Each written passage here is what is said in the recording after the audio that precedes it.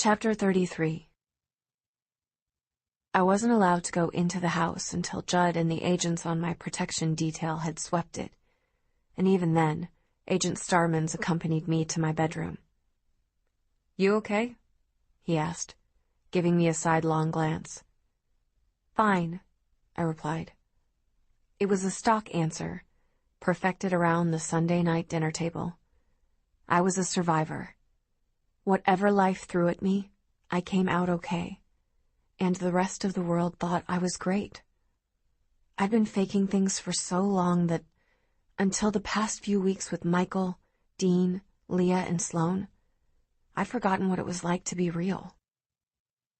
"You're a tough kid," Agent Starmans told me. I wasn't in the mood to talk, and I especially wasn't in the mood to be patted metaphorically on the head. All I wanted was to be left alone and given a chance to process, to recover. "You're divorced," I replied. "Sometime within the past 4 years, maybe 5. Long enough ago that you should have moved on." I normally made it a rule not to take the things I deduced about people and turn them into weapons, but I needed space. I needed to breathe. I stood and walked over to the window. Agent Starmans cleared his throat. "What do you think the unsub is going to do?" I asked wearily. "Take me out with a sniper rifle?" Not this killer. He'd want up close and personal. You didn't have to be a natural profiler to see that. "Why don't you cut the poor agent some slack, Colorado? I'm fairly certain making grown men cry is Leah's specialty, not yours." Michael didn't bother knocking before entering the room and giving Agent Starmans his most charming smile.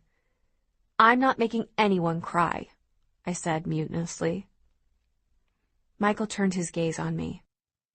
"Underneath you're ticked off that they won't leave me alone, and even more ticked off that I'm scared to actually be alone exterior, I detect a slight trace of guilt, which suggests that you did say something below the belt, and you're feeling the tiniest bit bad for using your powers for evil. And he," Michael jerked his head toward Agent Starmans, "is fighting downturned lips and furrowed eyebrows. I don't need to tell you what that means, do I?" "Please don't," Agent Starmans muttered. "Of course, there's also his posture, which suggests some level of sexual frustration." Agent Starmans took a step forward. He towered over Michael, but Michael just kept smiling, undeterred. "No offense."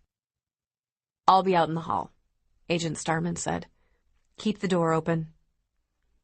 It took me a moment after the agent retreated to realize that Michael had put him on the spot on purpose. "Were you really reading his posture?" I whispered. Michael ducked his head next to mine, a delightfully wicked smile on his face. "Unlike you, I have no problems using my ability for nefarious purposes." He reached up and ran his thumb over the edge of my lip and onto my cheek. "You have something on your face." "Liar." He brushed his thumb over my other cheek. "I never lie about a pretty girl's face. You're carrying so much tension in yours that I have to ask. Should I be worried about you?" "I'm fine," I said. "Liar," Michael whispered back. For a second, I could almost forget everything that had happened today. Genevieve Richardson, the coded message on the bathroom wall, the unsub butchering a woman and using her body as a prop to recreate my mother's death, the fact that all of this killer's actions were designed to manipulate me. "You're doing it again," Michael said, and this time he ran the middle and index fingers of each hand along the lines of my jaw. In the hallway, Agent Starmans took a step back, and then another, until he was almost out of sight. "Are you touching me just to make him uncomfortable?" I asked Michael, keeping my voice low enough that the agent wouldn't overhear. "Not just to make him uncomfortable."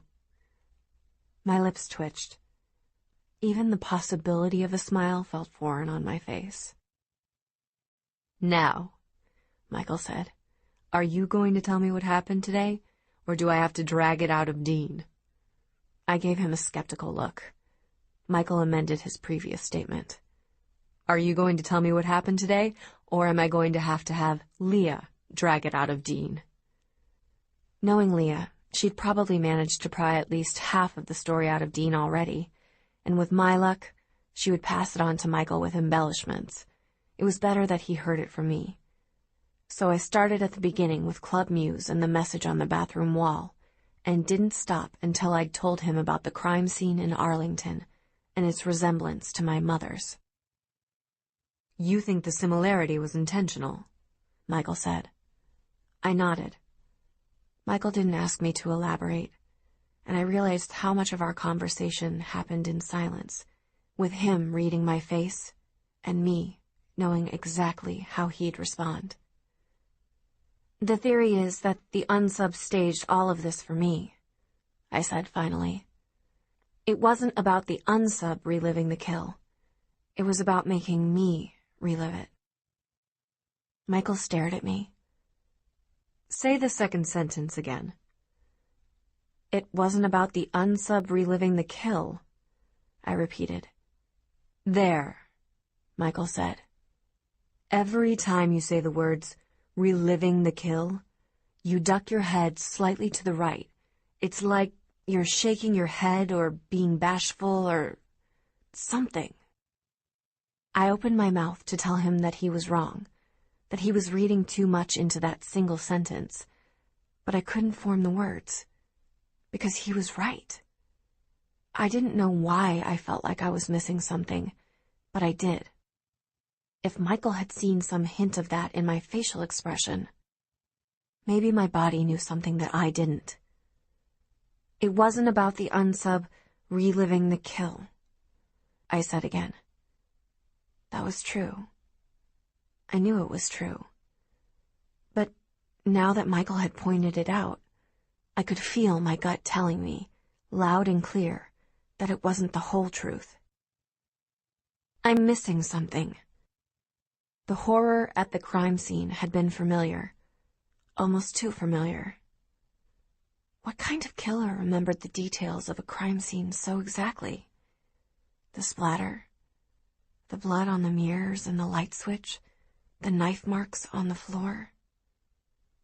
Tell me what you're thinking. Michael's words penetrated my thoughts. I focused on his hazel eyes. Out of the corner of my eye, I saw a shadow in the doorway.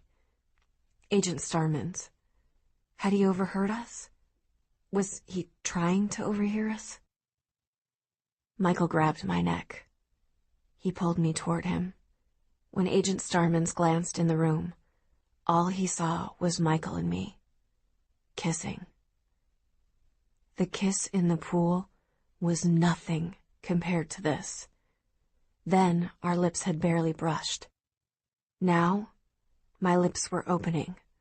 Our mouths were crushed together. His hand traveled from my neck down to my lower back.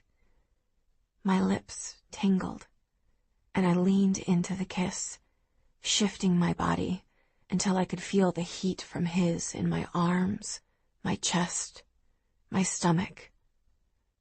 On some level, I was aware of the fact that Agent Starmans had hightailed it back down the hall, leaving me alone with Michael. On some level, I was aware of the fact that now was not a time for kissing, of the vortex of emotion I felt when I looked at Michael, of the sound of someone else coming down the hallway. My fingers curled into claws. I dug them into his t-shirt, his hair, and then finally, I realized what I was doing, what we were doing. I pulled back, then hesitated. Michael dropped his hands from my back. There was a soft smile on his face, a look of wonderment in his eyes. This was Michael without layers. This was Michael and me. And Dean was standing in the doorway. Dean. I forced myself not to scramble backward, not to lean away from Michael in any way. I wouldn't do that to him. The kiss might have started as a distraction. He might have taken advantage of the moment, but I kissed him back, and I wasn't going to turn around and make him feel like nothing just because Dean was standing in the doorway, and there was something there between him and me, too.